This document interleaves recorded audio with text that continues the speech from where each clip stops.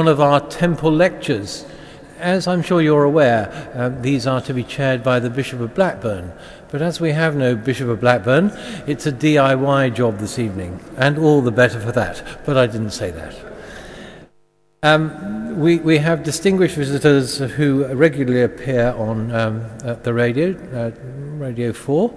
But to introduce our visiting speaker, another Radio 4 buff, Canon Stockton.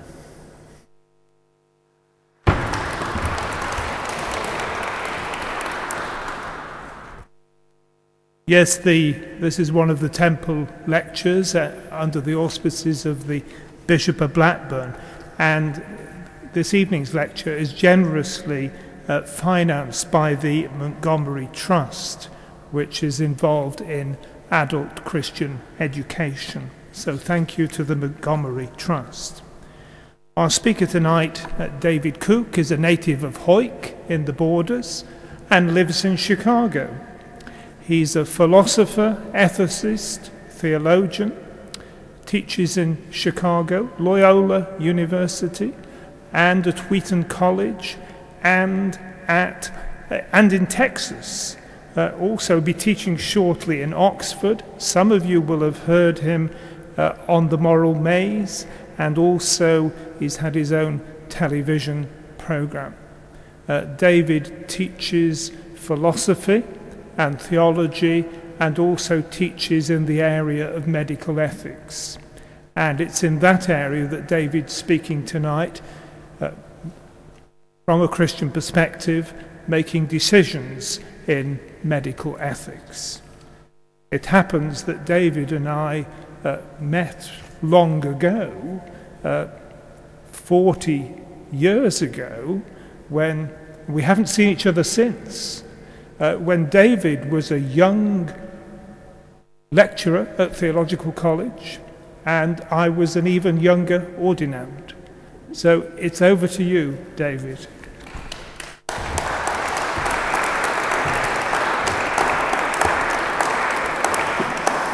Well, thank you. I can say that Ian's hair has gone white. Mine has just gone. I began lecturing in the Holy Land, which you all know is Scotland. And Scottish people, of course, are very polite. And I'd go in the morning, I'd say to the students, "Good morning." And they would say, "Good morning, sir." They spell it C-U-R, but that's the way they spell in Scotland. Then I moved to that world of theology, to Nottingham. And that was a very depressing experience. And I'd go into the Theological College and I'd say to the students, "Good morning." And they would all ignore me. But then I moved to Oxford, the city of the dreaming spires. And they tell me that we have some of the finest intellects in the world. And you go into the lecture theatre and you say to the students, "Good morning," and they all write it down. Now, you'll know that Oxford has developed since we started in 1180. I was not a founder member in spite of my appearance, but in 1180 they started a system which we still run today because this tradition is great. We have terms, and these terms last 8 weeks. That's as long as we can stand the students. And so in 8 weeks with the medical students or with philosophy, theology students, I have to cover the whole of medical ethics in 8 weeks. And tonight I have 45 minutes, so I'm going to speak very quickly. And what we do is we cover 4 main areas. We look at the beginning of life, we look at the end of life, we look at resource allocation, and we look at the doctor-patient relationship. You meet people, you say, "Hello, what do you do for a living? What family do you have?" It's the most natural question in the world. When I began teaching back in the mid-70s, 1 couple out of every 13 was infertile. They wanted to have children, they were unable to have children. Now, 1 couple out of every 6 is infertile. Infertility is on the increase in the United Kingdom, in Europe, and in the United States. Of course, in Africa and Asia, it's not on the decrease. Infertility is an increasing problem in the Western world. Why? Well, infertility is on the increase among young men, partly because of drinking recycled water. You see, many women are on the pill. The water goes through the toilet cycle into the water, and we drink, and there's a feminization happening.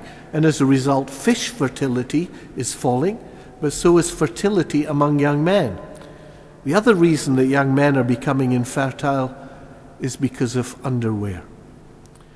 You want to have a fertile young man, and you have a daughter or a granddaughter who wants a fertile man, boxer shorts. Swing loose, hang free, all will be well. Infertility among young men is on the increase. Now that creates moral problems. I was up in Glasgow just a few days ago, and in Glasgow people speak even more oddly than I do. And this Glaswegian, he was actually a Presbyterian minister, came out to me and said, "Dude!" which loosely translated is David. David, he said, how does a man propose to a woman in Glasgow? And I had to confess, I was not absolutely sure how men in Glasgow go about asking a lady to become their wife. I don't know. He says, the man says to the woman, "You're what?" Now, if you think about that, you'll realize that this young man is having the good news broken to him that he's about to become a father. But what is a father? Is a father a biological father, a sperm giver, or is a father a social father, somebody who brings up the child? The government decided in its wisdom that the father should be the social father and not the genetic, not the biological father. Because what they didn't want was a medical student donating sperm, and then 18 years later, a knock on the door, opens the door, here's a young man, young woman. "Hello, Dad. 18 years ago, you obviously donated sperm, and here am I, living proof of your fertility.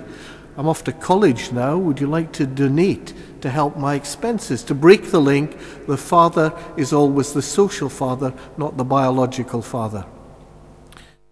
Now, I have to tell you, and we are a mixed audience, so I want to be delicate, especially in such a lovely cathedral as this, about what are the problems of infertility for men and for women.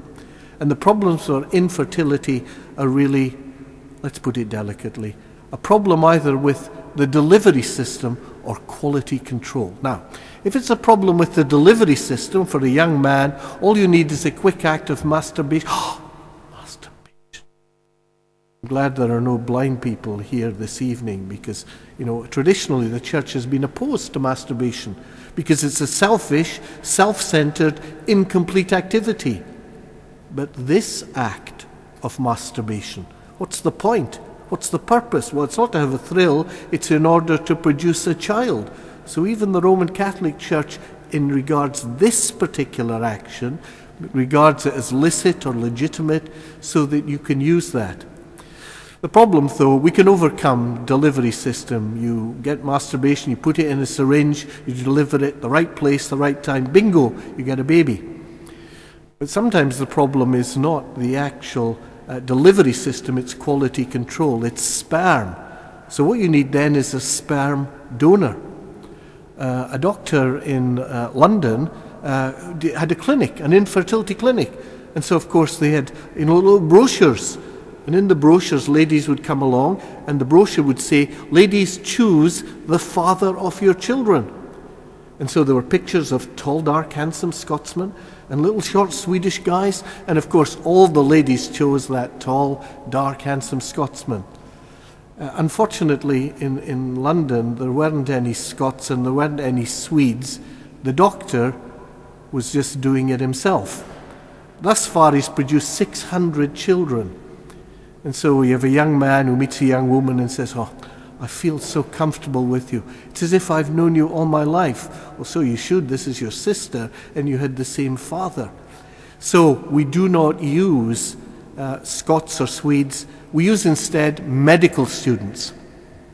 Now, why do we use medical students? Well, for three reasons. First of all, because allegedly, now I've been teaching medical students for almost 40 years. And in that 40 years, I can assure you that allegedly, medical students are more intelligent than the rest of us. Allegedly. We use them because they're more intelligent, allegedly. We use them because they're screened for HIV and AIDS and for any kind of genetic abnormalities. One of the main ways, sadly, that women contract HIV and AIDS is from male sperm. My feminist friends tell me every man should have tattooed on his chest, "I may kill you." So just at that vital moment, as you're engaging in what you regard as a life-creating activity, you realize it's a risky, life-threatening activity. So we use medical students because allegedly more intelligent, because they're screened for genetic problems, for HIV and AIDS. But the real reason we use medical students is because they're cheap. £25 a time. So in a school, and I won't mention St. Wilfrid's in this company, but in that school I told them that they could earn, the young men, £25 and help people out. And there was a young man who immediately put up his hand and said, "Dr. Cook, can we arrange a mutual donation?" And I said, "Well, sadly, we need a sterile environment." And so he wasn't able to get his £20 and I wasn't able to get the sperm, which I could have sold for a lot more somewhere else. This raises fundamental moral questions when we're making the decision, should we allow this kind of treatment for male infertility? Women, of course, have the same kinds of problem as men. Delivery system, usually a blocked fallopian tube. What we do is surgically we remove the blockage, but sometimes that doesn't work. So what we do is we get an egg, we take the egg out, we put it in a glass, in vitro fertilization, which is much more successful, but apparently much less fun. We fertilize in a glass, and then we pop that, not in the womb, because that doesn't work very well, but back in the fallopian tube. And somehow that fertilized egg really benefits from the journey, and you're likely to get a pregnancy. So most of the female problems of delivery system we can overcome. But the problem can be quality control, the quality of the eggs and the quality of the womb. Women are very uneconomic creatures. They are so uneconomic that they produce one egg in the monthly cycle. Now medicine changes all that. We can give women drugs so they no longer just ovulate. Instead they super ovulate.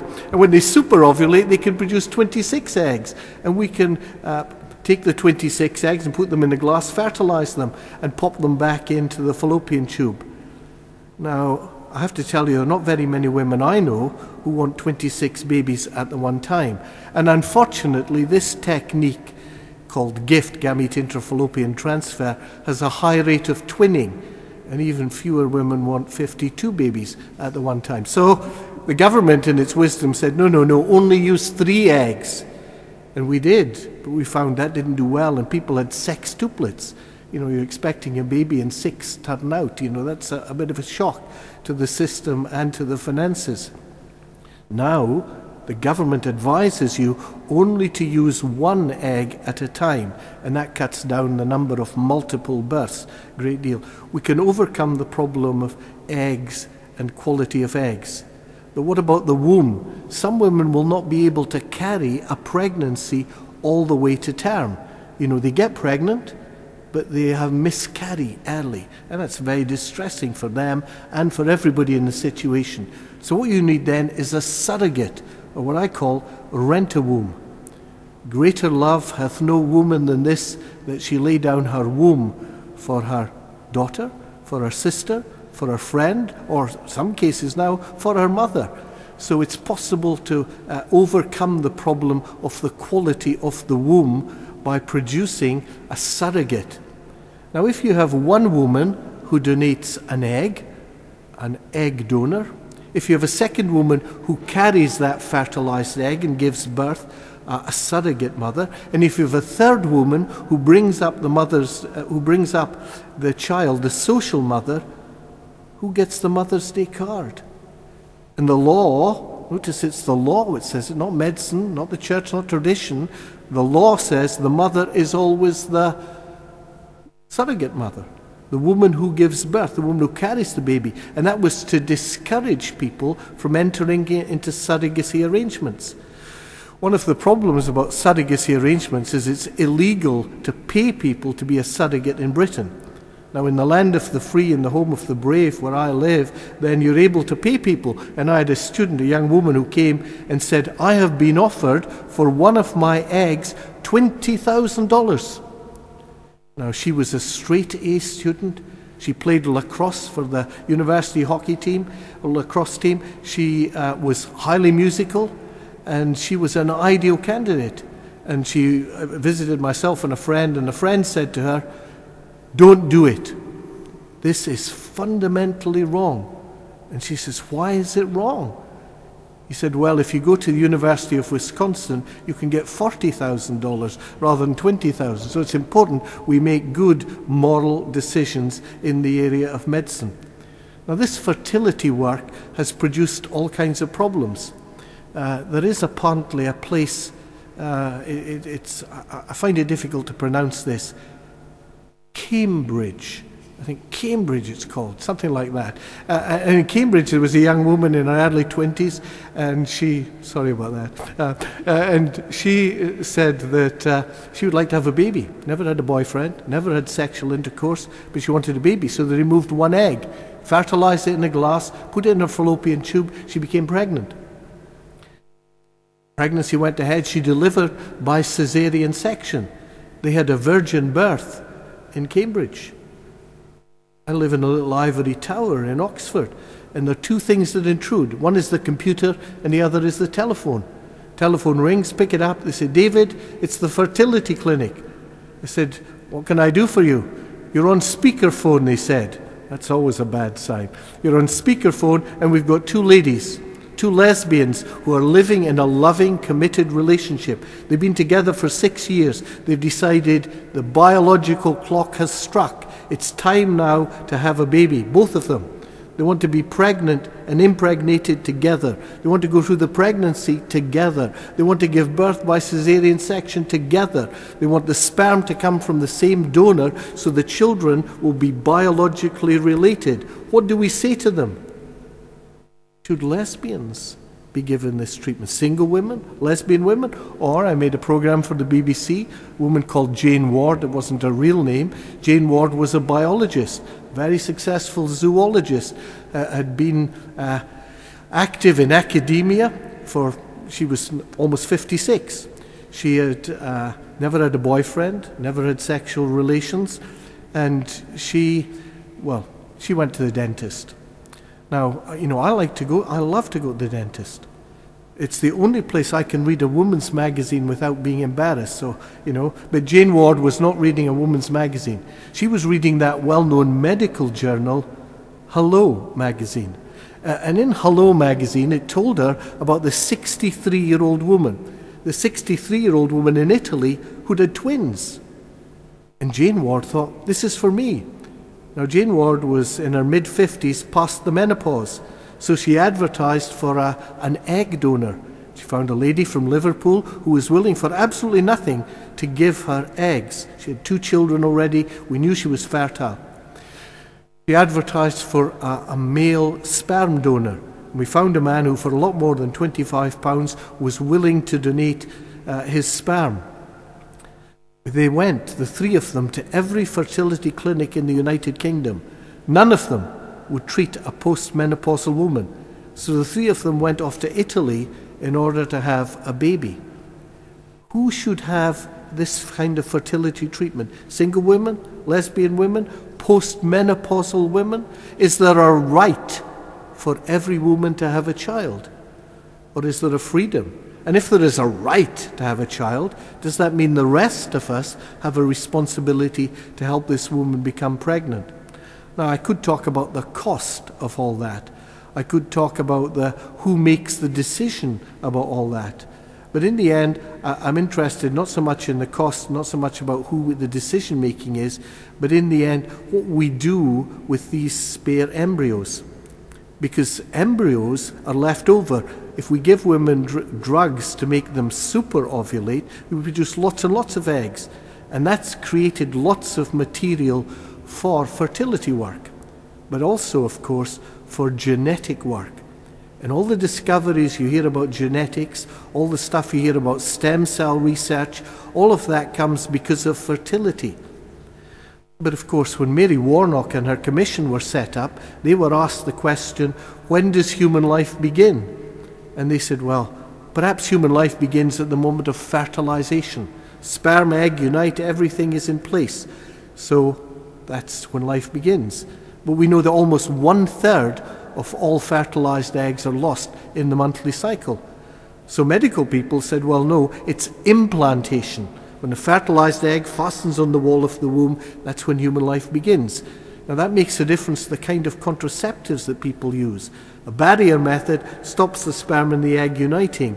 The intrauterine device, or certain high estrogen or the morning after pill, they expel fertilized eggs. So if you believe life begins at the moment of fertilization, this is a contraceptive you wouldn't use. But doctors think this is easy. If we can get an intrauterine device, put it in, and then we expel the baby, and it's not actually a baby, it's just a fertilized egg, it will never implant. It's implantation when life begins.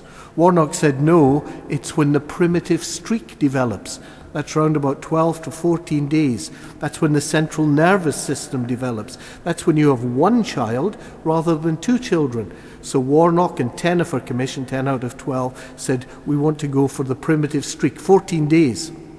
You can experiment up to 14 days, but after that we draw a line. Women often think that human life begins at the moment of quickening, when they first feel the baby moving, kicking inside them. The BMA, the British Medical Association, think that human life begins at viability. When David Steele introduced his abortion law in 1968, the Bill 67-68 became law, it was 28 weeks. That was when high-tech medicine can keep a baby alive. Now, we're down to 19 weeks. We can keep a baby alive outside the womb in a special care baby unit. It's a sliding scale. It tells you about medical science. It tells you nothing about the nature and the personhood of that human life. It tells you about us and our ability to preserve and to help or to hinder or to kill. It tells you about us. Some people believe that human life begins at the moment of birth. When the child first takes his or her breath, they look to the Old Testament. It's the Ruach, it's God's breath. God breathes his life into Adam. And there's a guy called Joseph Fletcher who was infamous in the ethical world. And he said that human life begins when you are independent of your parents. So today at St. Wilfrid's, I was teaching people who weren't yet alive because they're all dependent on their parents. Now, I like the story of the Roman Catholic, the Anglican, and the rabbi. And they were discussing this thorny issue. When does human life begin? And the Roman Catholic said, obvious, fertilization. Sperm, egg unite, genetic code, it's human life. The Anglican said, no, it's the moment of birth, the breath of life. That's the difference between stillborn and liveborn, when the child comes into the world. And the rabbi said, no. When the dog dies and the children leave home, that's when life really begins. Now, the problem is we are fascinated with the search for the magic moment. But actually, it's not about the magic moment. When I began working in the hospital, if somebody had a stillborn child, we'd put it in the incinerator, they'd put it in the sluice. They didn't recognize the child, they didn't name the child, there was no funeral, there was no support group. Now, if a lady has a stillborn child, we dress the child, we name and baptize the child, we have a funeral service for the child, we take pictures of the child with the parents, and we have a support group to help. Now what's changed? The child hasn't changed. Our attitude towards children has changed. So it's about not when does life begin, but what is our attitude towards human life at the different stages of development. That's how we're beginning to make a moral decision in the relation to fertility. In terms of genetics, the thing that, one of the many things that Ian didn't mention in his kind introduction was that I'm a member of the Xenotransplantation Interim Regulatory Authority. Now, if you can say that in Oxford, you get a degree. The Xenotransplantation Interim Regulatory Authority. What's xenotransplantation? It's taking organs from pigs and putting them in human beings. You see, a tragedy happened in Britain a number of years ago. They introduced car seatbelt regulation. And even worse, they produced legislation which said you've got to wear a crash helmet. And as a result, dead bodies dried up, and we don't have organs for transplant. So we looked to the pig world. And so we had a pig, and we took out the kidney from the pig, and we put it into a goat to see if we could do it. And it did, it worked. And it was wonderful until we forgot to realize that pigs grow more quickly than goats. And so the goat exploded. And we didn't think that was a great idea for human beings. So we've made mini pigs. And I could take you to visit here in the UK and in the United States the best kept pigs in the world, the mini pigs. Now they live in piggy luxury. Each of them has their own personal sty. We can't put them with other pigs because, they might hurt each other. So you have your own sty, you have a dunging area, a sleeping area, a play area, toys, we pipe in music, they have a special diet, and they see a vet twice a day. And all that is required of these pigs for living in piggy luxury is that when the Xenotransplantation Interim Regulatory Authority says, yes, you can put this in a human being, these pigs will lay down their life for human beings. Is there a difference between having a bacon sandwich and a pig kidney inserted surgically? Should we use animals to save human life? Is granny more important than your pussycat? How do we make decisions about animals? We're very bothered about animal testing. There's a shop called The Body Shop. I go in every week and ask them for a new one, and they don't deliver. It's absolutely hopeless. But they tell me that they do not use animals in the testing.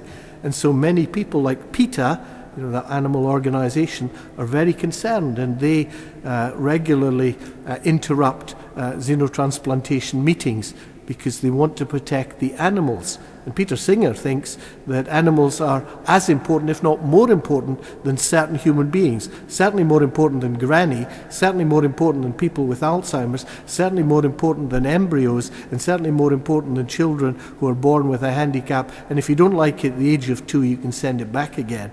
How far do we treat animals in order to preserve human beings? Genetics has made it possible to change now. I was in this school today, and this evening I'm distressed to see so many genetically abnormal people here. Almost 50% of you are genetically abnormal. That is, you're female.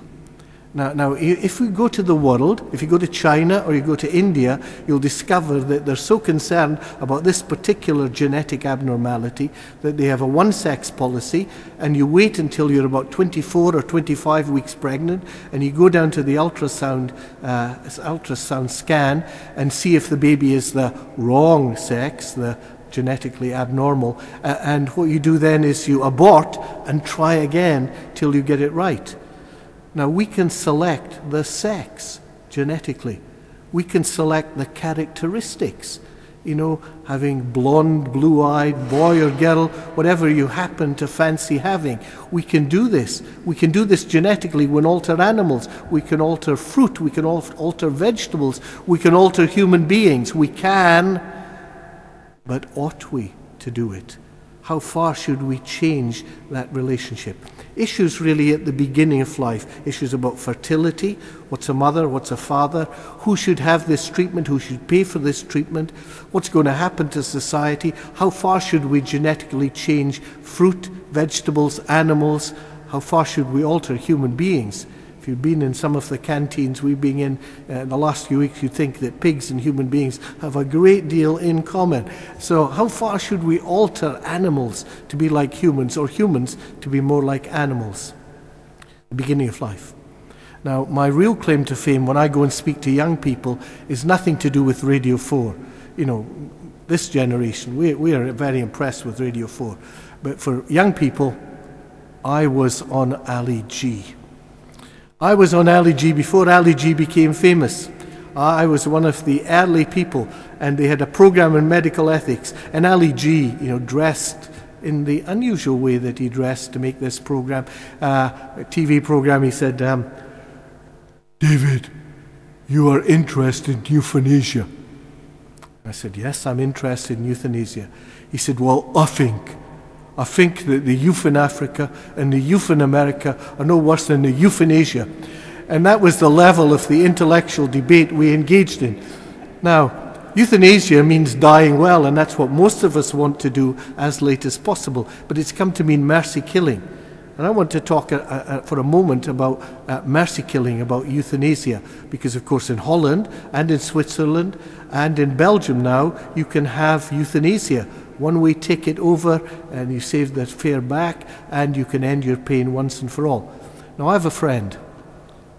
If you knew me better, you'd know how remarkable that is. But anyway, my friend is a Scotsman, because as members of a persecuted minority group, we stick together. And my friend said to me, David, because that's the kind of friends that we are. You know, we call each other by our first name. David, he said, he repeats it because I suffer from identity crisis. David, he said, I'd like to cut off one of your hands. These are the kinds of friends that I have. Now, when you studied philosophy, you get used to what people say. And I said, well, that's very interesting, Arthur. Why would you like to cut off one of my hands?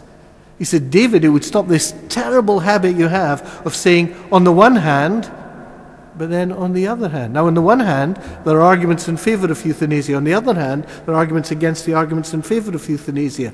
On the one hand, there are arguments against euthanasia, and on the other hand, there are arguments against the arguments against euthanasia. So what I'm going to do is I'm going to pick one from each side, the argument for and the argument against the argument for, the argument against the argument against the argument against. Hopefully then you'll be really confused, and the next temple lecture next year says I'll be invited back again to explain. Argument for.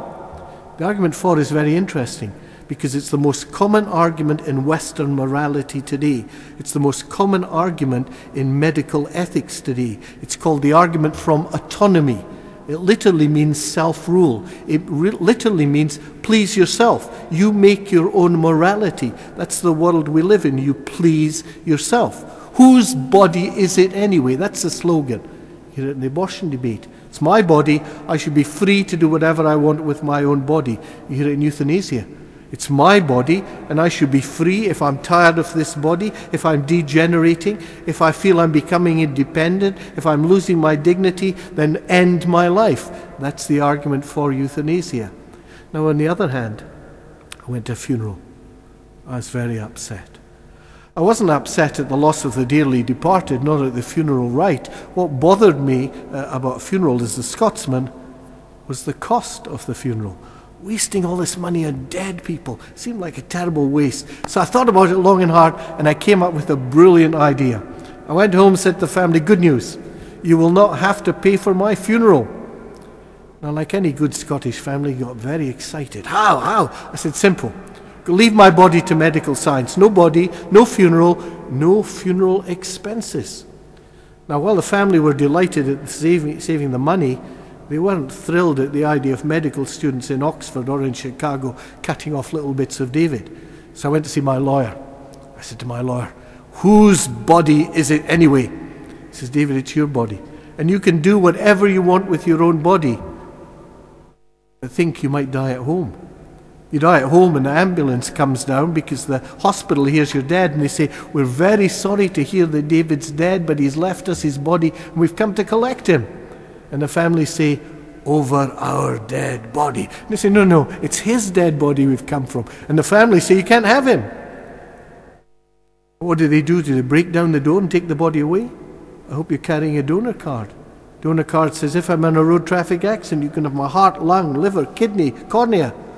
You are in a road traffic accident. And they say to the family, this is terrible, it's tragic. Your loved one has thought about this. They filled in a donor card. We'd like your permission to take the organs. And if the family say, no way, Jose, it doesn't happen. Because we don't want to distress the family. Even though your autonomy says, it's my body. Now, autonomy is limited. In every society, there is no freedom for people to do whatever they want. We limit the freedom of the individual to protect him or her from themselves, or to protect other people from that particular individual. We limit the freedom. A group of homosexuals got together. They're going to have a party. It's one of those really exciting sadomasochistic parties. And so they set up a video to watch everything that happened. When the party was over, a number of the men ended up in the hospital, accident emergency. They phoned the police. The police raided where the party had been, found the video, watched it and charged the men with causing grievous bodily harm.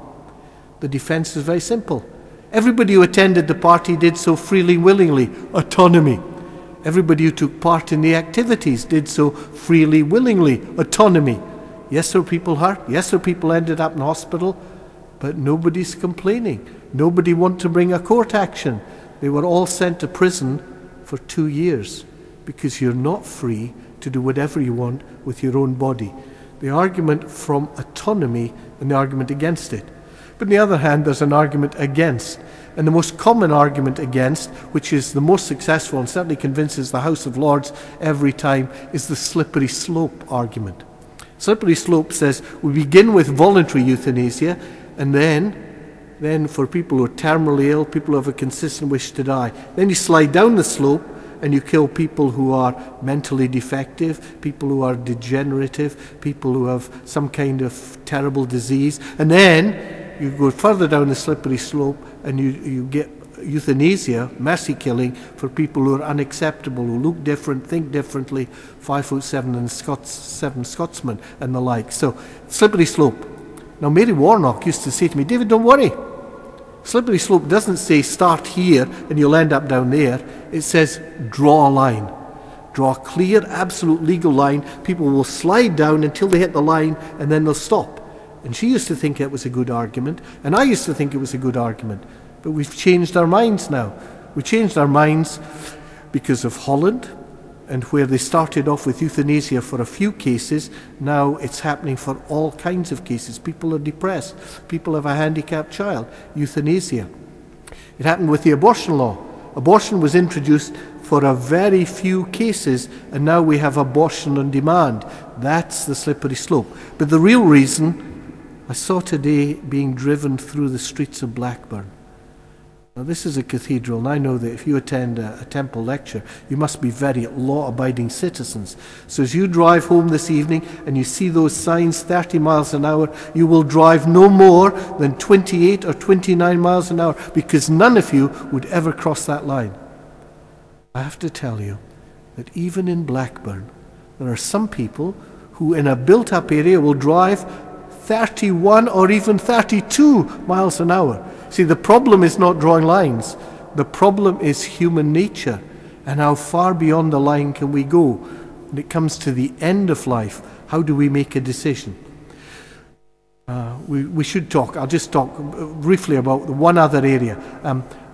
Here we have a cathedral audience, and today I was talking to a school audience, and you are not the most difficult audience.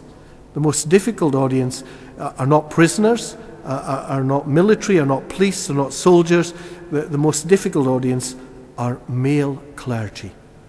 I was in a conference in Oxford, 300 male clergy. Now, if you do a lot of conference speaking, you know there's the golden slot, 9 o'clock in the morning. First thing, they haven't heard anybody else. They think you're marvelous because there's nothing else to compare you with. Or the last slot.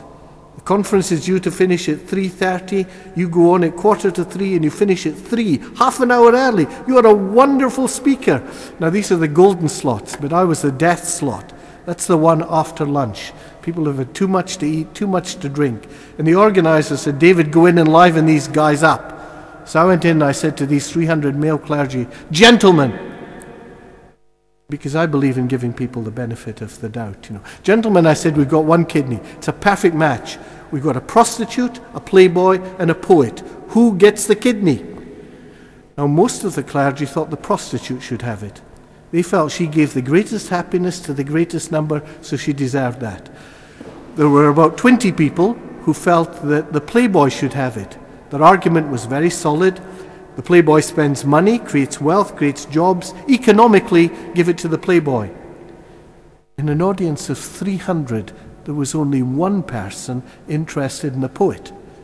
The trouble was he wanted to hear the poetry before he would decide whether or not to vote for the poet. So came the vote. They didn't vote for the prostitute. They didn't vote for the playboy. They didn't vote for the poet. They voted to draw lots because they found it too difficult to make decisions between people.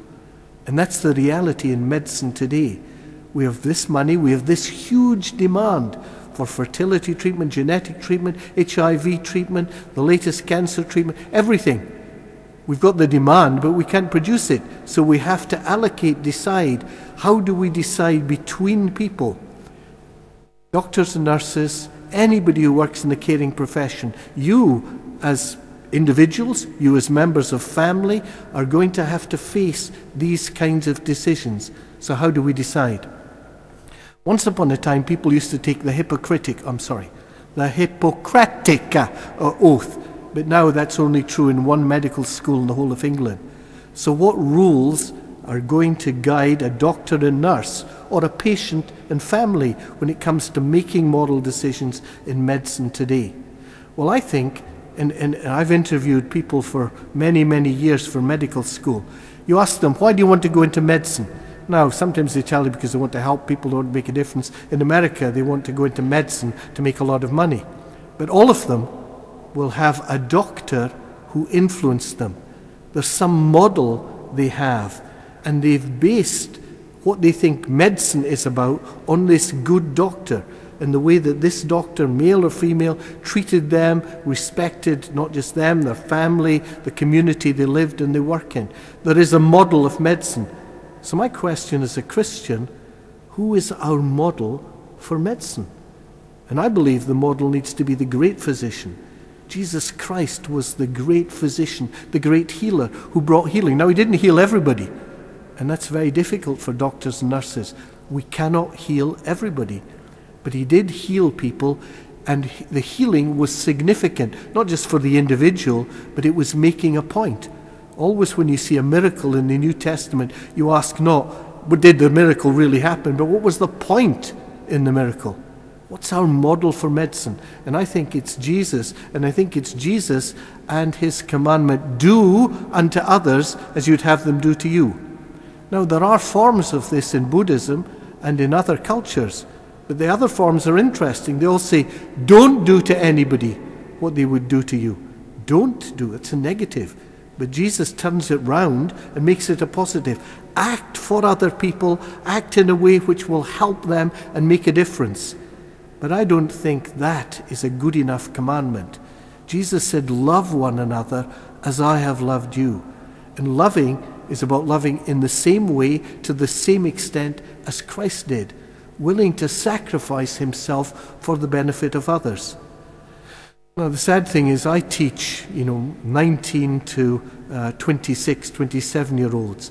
And I see a fundamental difference between the older generation, people who were around during the war or just after the war, because they would rather that you gave medical treatment to their children and to their grandchildren than have it themselves. But that's not true among the young generation. They would rather be treated. They want them to have the benefit and not you. And that's not really loving other people.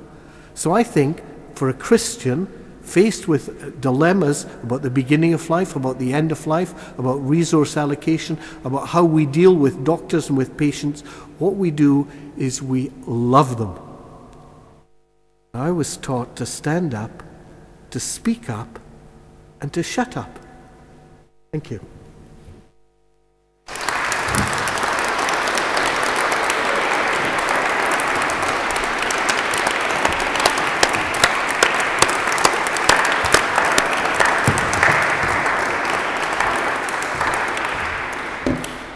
Thank you so much, David. That seemed to me superb, and I'm sure that you kept all those 300 clergy awake in that after-dinner slot.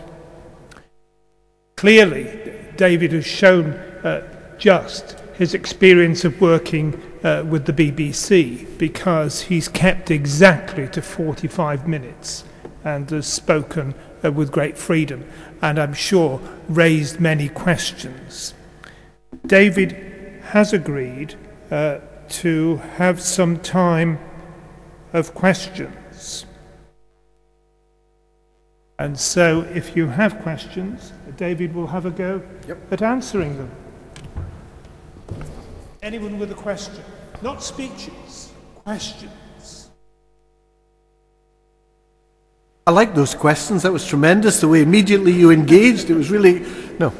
This is your opportunity. If there's something that worries you, something that bothers you, something you disagree with, this is your chance. Thank you. I enjoyed what you said, and you seem to espouse a type of thinking, an instrumental mentality that dominates culture today, that dominates ethics, philosophical thinking.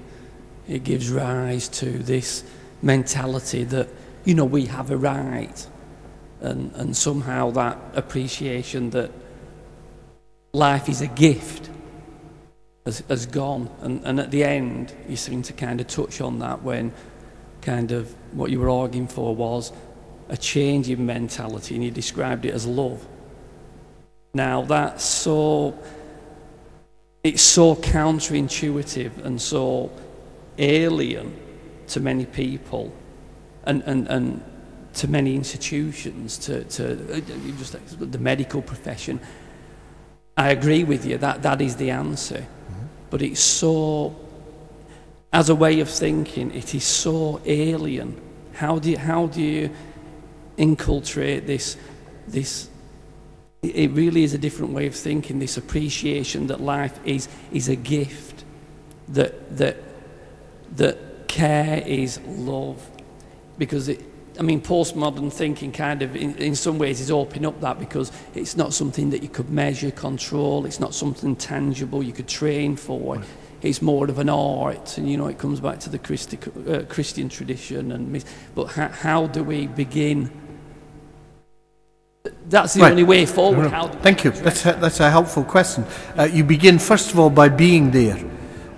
I attended a conference of doctors and theologians, and after the first 2 sessions, the doctor said, this is absolutely hopeless. This theology doesn't bear any resemblance to what we're doing. So what we would like to do is to give you a presentation of what we're having to face, and then get you to theologize.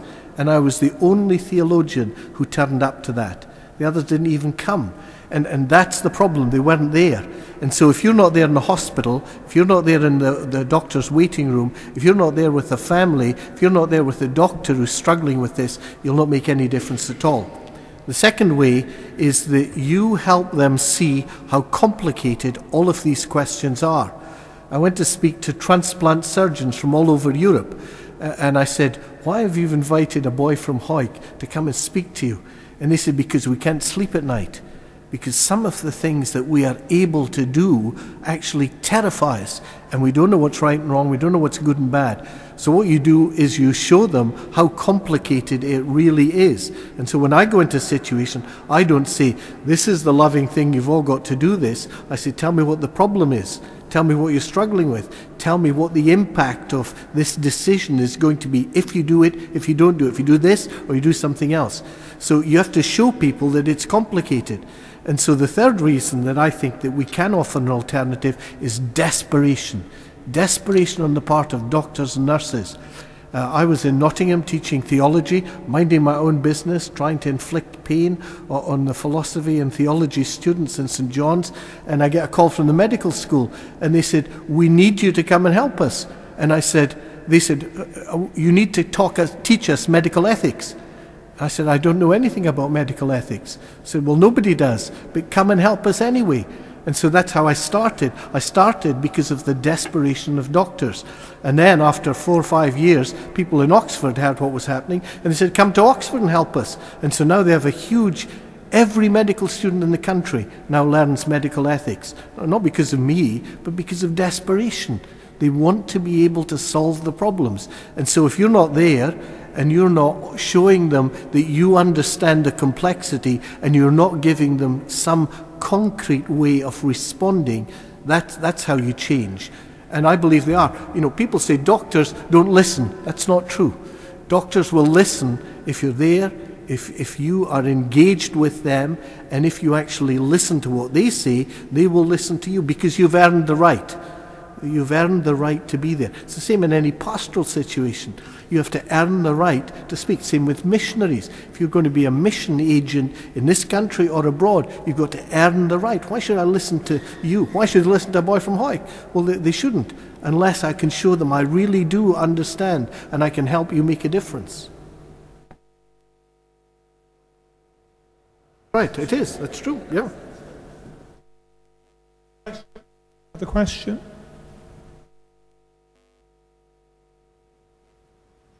Thanks. I understand what you mean when you said that at the end about the love and compassion, and to show that. And I was thinking of an example when a nurse, she prayed with someone on their deathbed, Right. and she was fired because of that. Good. So I just want to, examine a bit more on this interpretation of love and compassion, and surely that means different things for different people, because to some people what she showed wasn't compassion and love, and that then cost her her job. So will there ever really be a society that will share what is meant by love and compassion? Well, I think yes is my answer to that. If we take the specific example, first of all, I had heart surgery in the States, and I was very interested because the nurse and the doctor came and said, may we pray with you? Now, they didn't say, I'm going to pray with you. They said, would you mind? And so the emphasis was, what do you as the patient want? And I think in that setting, she would not have been fired if she'd asked for permission. And so that's the important thing, because love and compassion is taking the other person seriously. And that's why I think there is common. I think that we can agree that if you're really going to take the other person seriously, you ask, well, what are you comfortable with? What do you want? And when I go into a hospital visiting in that kind of way, and I say to people, do you want me to pray with you or not? Always they want me to pray. They don't believe in God. They still want me to pray because they think there's something about somebody praying. Now, you ask them, and they have the freedom to say yes or to say no. And I will pray for them, not at the bedside, somewhere else if they said no to me, but they don't say no because they want some kind of help, support. And I think that's very human. And that's why I do think there is some commonality about love and compassion and care, because American TV is wonderful. I mean, the way they allow the programs to interrupt the commercials is really quite remarkable. But in Britain, you don't have the commercials, except in the BBC, where they advertise all the other programs. But I was watching a clip on the news, and in the news it showed some carers treating an old lady, and she was crying out in pain.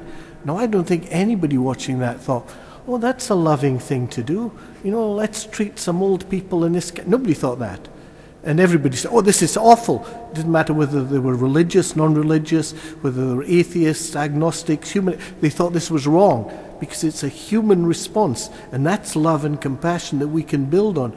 People know, and people also know when they're being loved. They know the experience of you really caring because you take them seriously, because you treat them with respect. And people know the difference. And people see that all the time. And so I'm more optimistic than you are. And I think if you ask permission, I think that's important, because that's showing care and compassion for that individual who may not want this. But actually, I think you find that most people do if you ask them. They don't want it thrust on them, but they might respond positively if you give them the option. Good to hear that note of hope and optimism and the emphasis on listening. Other questions? You missed out a question time for Blackburn. Now's your opportunity.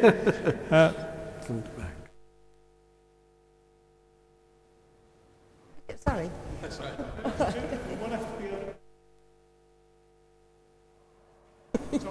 Okay. We live in a very media-fueled world, and I've been very impressed by a programme called Frankie. I don't know if anybody else has seen this, but it's about a nurse, and there are a lot of very moral, ethical issues. Right.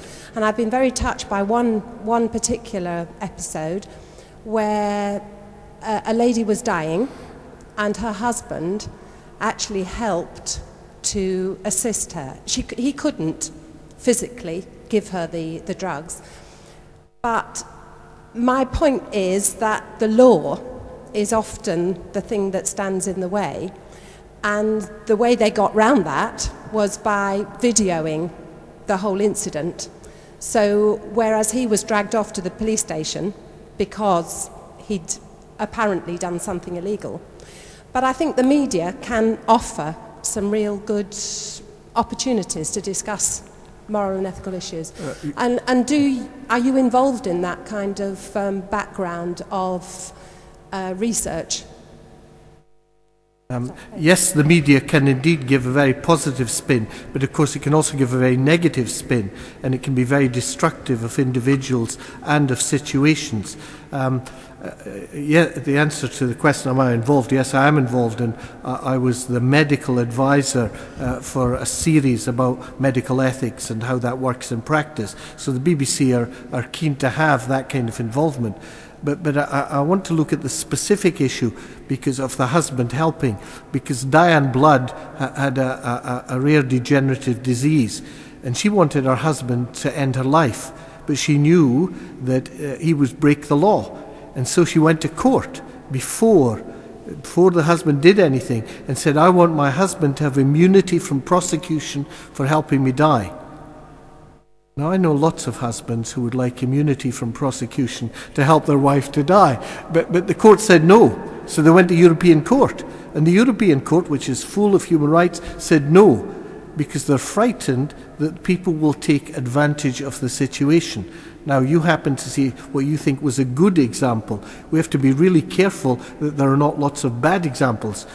For every good doctor who eases someone by treating them in an appropriate way and not striving officiously to keep them alive, there are Harold Shipmans out there who kill 160, perhaps 360 individuals. So how do we guard against? And that's why we have the law. Now, the law is very interesting in cases like the one you're mentioning.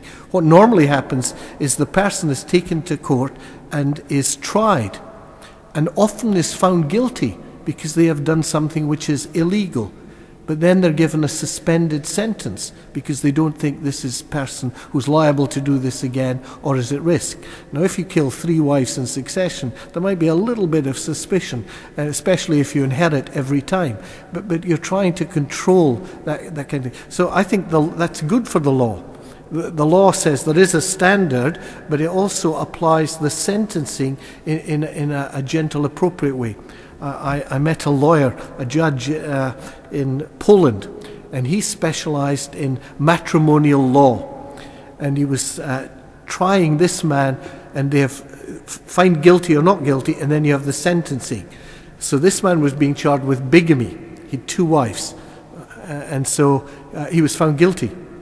And then, as the judge, he said, I think this man has suffered enough.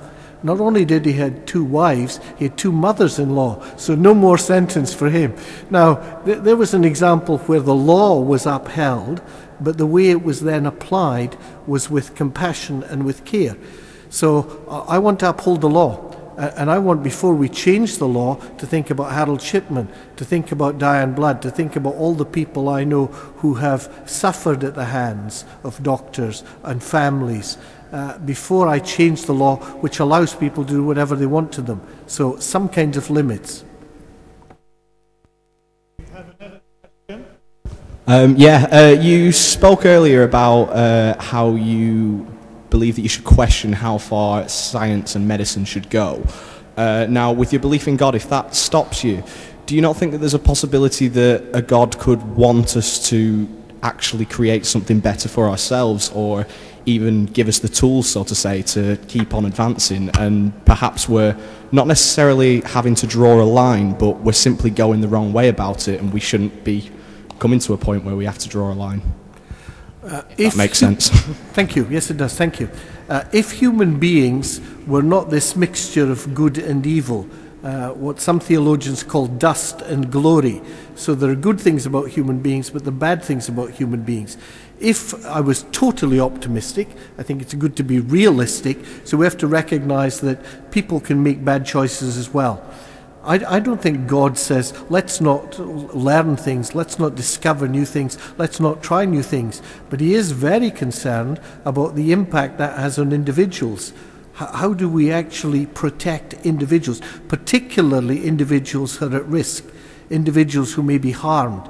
And so the reason we have laws is in order to protect the individual from himself or herself, or to protect them from other people. And I think that's because of the way we are as human beings. We have to have that kind of control. If you had no control, then it's not brains that would run the world, it's money that would run the world. And I know people who want a clone, really wealthy people who've got enough money and they want a clone. Now, I'm not sure what you do with a clone, but they want their own, they want a living copy of themselves. And if the law did not prevent that in America and here in the UK and in Europe, they would go ahead because they got enough money to spend. Now, just because you got the money doesn't mean it's a right thing. Just because it's new knowledge doesn't mean it's a good thing. There was the Moral Maze program began again last night, and on it, apparently, I didn't hear it, but apparently they were discussing pornography. Now, pornography is something you do. You learn a great deal about male and female bodies and what they can do. But just because you can learn it doesn't mean that's a good thing. And I think about the harm it does to the people who are taking part in the pornography, the harm in the people who make the programs, and the harm for people who watch. Ian Brady spends his life watching porn. Now, is that something we want to encourage or discourage? And that's why we have laws about things like pornography.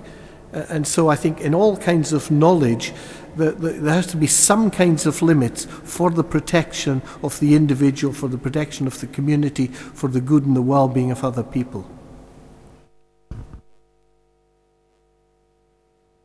I really enjoyed your talk. I Don't teach. sound so surprised. I don't sound surprised. No, it's funny. It was good and intelligent. I teach religious studies, and two questions. The first one is there any case where a person who wants euthanasia could be in absolute agony constantly, and that no drugs would stop that pain? And if that is the case, what would Catholic theology have to say to that situation? And then the second question is, the autonomy that seems to be very entrenched, I think, from the Enlightenment, we're talking hundreds of years, really. Do you see any signs of that language of autonomy and language of choice shifting, or is it here to stay? This first question, just repeat the first part of the first question. Oh, extreme repeat, right, thank you, yes. My father died when I was a boy. He died not of heart disease, which he had, nor of cancer, which he had. He died of an overdose of opium. Because in those days, the only way he could relieve pain was by giving people opium. Now, the trouble with opium is that people become resistant. So the doctor gave my father opium, he became resistant, so the doctor increased the dose. My father became resistant, was in pain, the doctor increased the dose. There came a point where the dose killed him. Now, did the doctor kill my father? No. The doctor gave the first injection to alleviate his pain. He increased the dose every time to alleviate my father's pain. So the aim was always to alleviate his pain. This is what they call the law of double effect. You're trying to help prevent pain, but there's the second effect, you may hasten death. Now there's no need for anybody to be a junkie. 97% of all pain can be relieved. Now that still means there's 3% that isn't. Now that 3%, what do? Well, we could have euthanasia, we could kill them off. But if we do that, we'll never find some way of controlling that 3%. So what we do in hospital is we render people unconscious. So that prevents the pain rather than killing them, because killing them is a step too far. So that's how Catholic theology particularly draws a line. There's a difference between rendering somebody unconscious and rendering them dead. The trouble with euthanasia, people say, I want to die.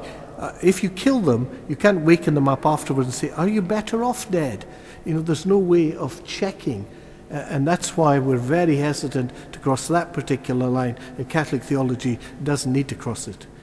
Now, the second point is whether or not, you're quite right, autonomy. Autonomy, actually, it comes from the ancient Greeks, and it's been a long-running thing, but in the Reformation, in the Renaissance, and then particularly in the Enlightenment, we've seen this flowering of the importance of the individual. I think I'm a little bit more optimistic, and the reason I'm optimistic is not because by nature I'm an optimist. I'm not actually. I think I'm very realistic. But what I'm seeing in all of the Western world, and in Latin America, and in Africa, and in Asia, is that people long for community and thrive in community. That they don't do well just on their own. And with moral problems, and I'm not just talking about medical things, I'm talking about war, justice, any kind of moral issue, I find that when you begin to talk to people, they say, this is too complicated. You tell me, David. Now, I don't want to tell them, I want to help them think, because my model of making moral decisions is helping people think it through together. And you see, it's not doctor knows best, old-fashioned paternalism, or now consumerism, where the consumer knows. Give me something for my. They come into the waiting room, consulting room, and they tell you what's wrong with them. They don't ask you, and they tell you what you're supposed to treat it with. They tell you it's all consumerism. Now, both are wrong. What we need is partnership. What we need is community, where the doctor brings his or her expertise and the patient brings his or her experience, and you put them together, and together you can arrive at a good way forward. And I think there are more and more signs in the Western world, as well as in the two-thirds world, of that move towards community. And what we can do is foster and encourage it. What I do is simply explain to people how complicated things are. And they all say, oh, my head hurts. And I say, good. Good, because that means you're listening, that means you're thinking, and that means you're going to talk about it. Because, you can't solve it yourself. We need each other. In a recent Channel 4 series, Radio 4, chaired by Clive Anderson about various legal problems, right. I was very surprised to learn, and it was stated pretty categorically, that 80% of people who think they're married under Sharia law are not. Now, I just wonder whether, as Christians, as Muslims, of whatever profession of faith we have, we've just got to face the question that, barring conscientious dissent, really, that all canon law, Sharia law, all must be very strictly subject to the law of the land.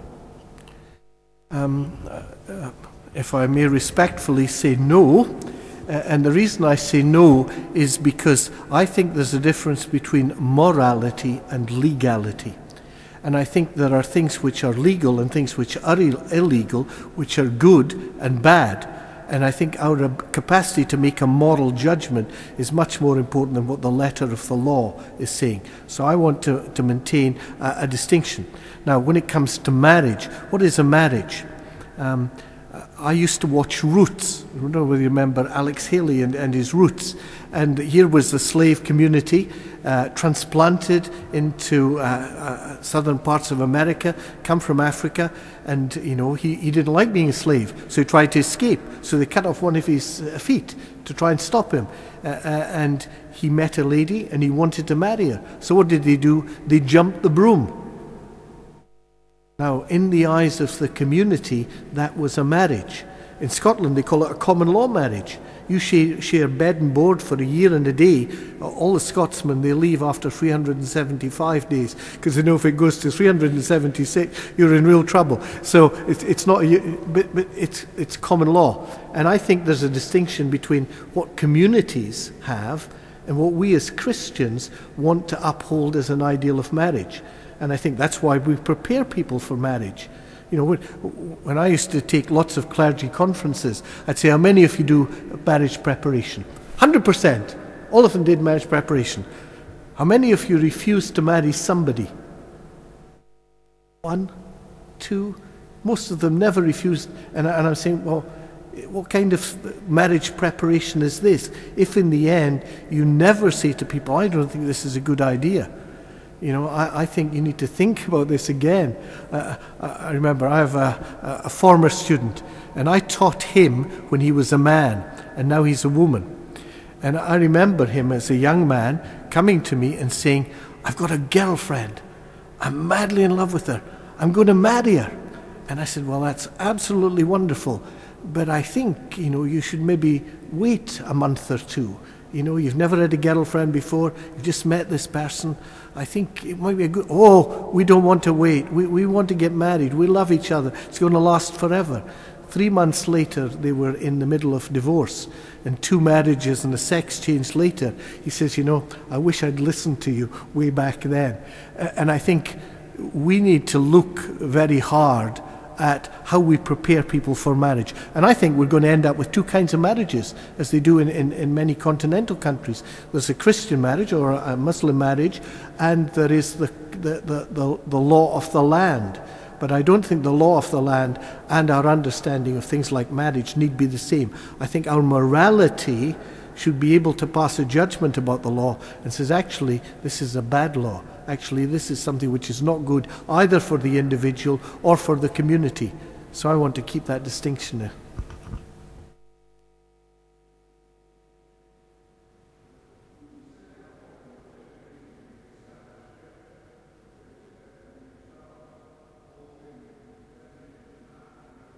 Yes. And that's, you know, that's one of the things for any established church in Scotland. For the Presbyterians, it's exactly the same kind of problem. If you are part of the establishment, and the establishment has a different view. So I think that the church has to be prophetic.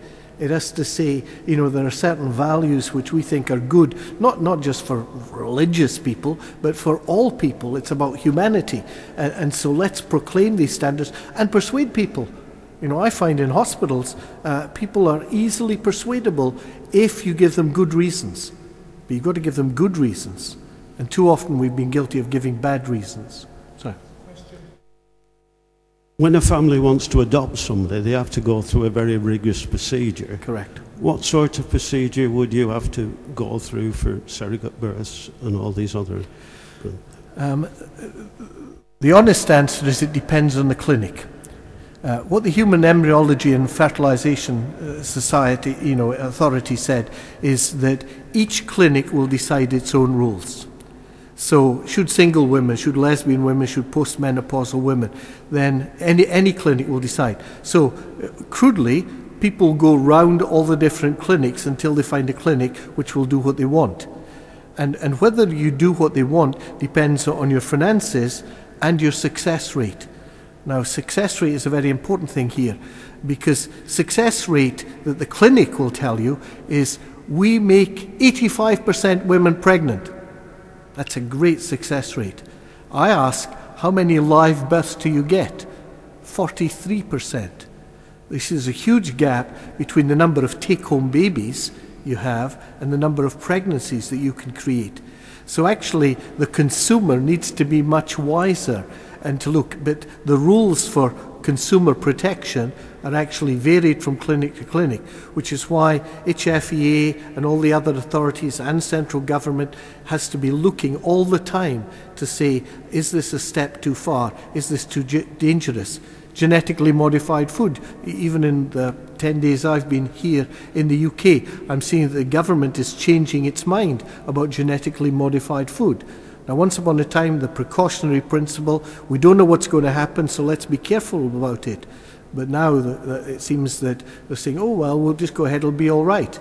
And when I come back in 10 years' time, there'll be 3 heads and 43 fingers. Goodness knows what will happen. So authorities need to be careful, and we need some general rules to abide by. But at the moment, it's every clinic does what's right in its own eyes. Sounds like a bit like the Book of Judges. Sorry. Should we have one more? Yep. One more question. As they say in the wedding ceremony, speak now or forever hold your peace. There's the opportunity, not compulsory, of one more question. We've exhausted. All right. We have a bid from over here. Well, go over there, because I normally ask a question. Go over there. No, I only saw one. I saw. Thank you very much indeed, Doctor. That was an interesting talk. Do you think that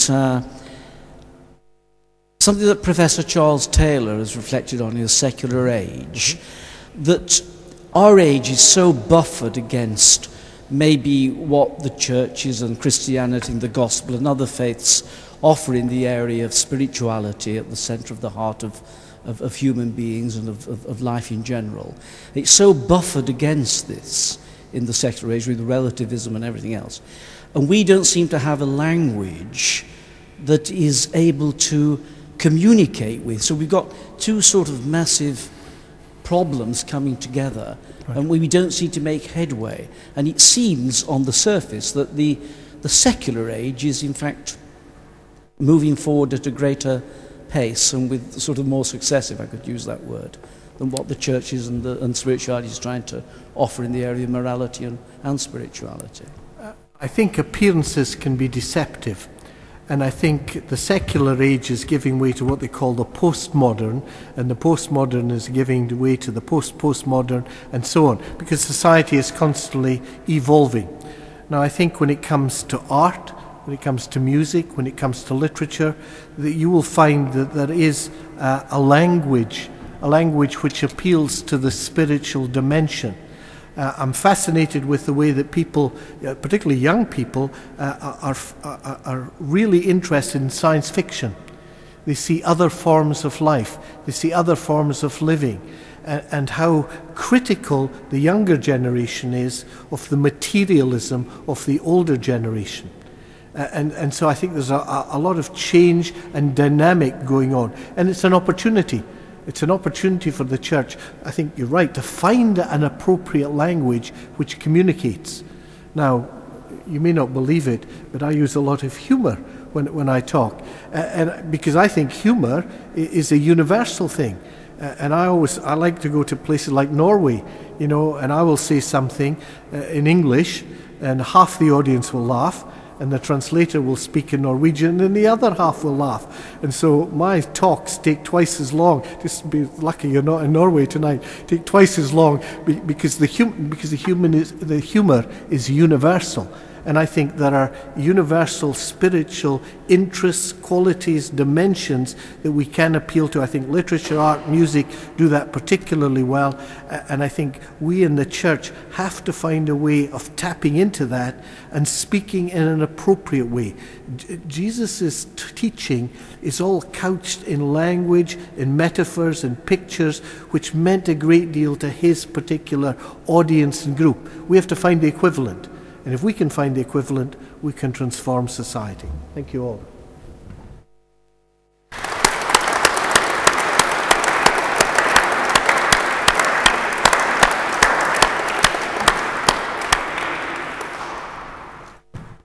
Thank you again, David, for leaving the delights of Chicago for the pleasures of being back in the UK and in Lancashire. Thank you to Ian Burney over there, who offered us David this evening, because David was doing some work with some Wilfreds, doing some work with schools, and was offered to the cathedral. We'd already got Simon Hughes booked for a temple lecture, and so conveniently these two came quite close together and were able to advertise the pair of lectures. Of course, 1926 was not only the time of the general strike, it was the time when the Diocese of Blackburn began, and William Temple chose Blackburn to be at the heart of the Lancashire, the cathedral to be here. And the Temple lectures, of course, are named after William Temple, who, as bishop and archbishop, spoke so strongly about the social issues of his time. So this is part of the final advertising. It's, you know,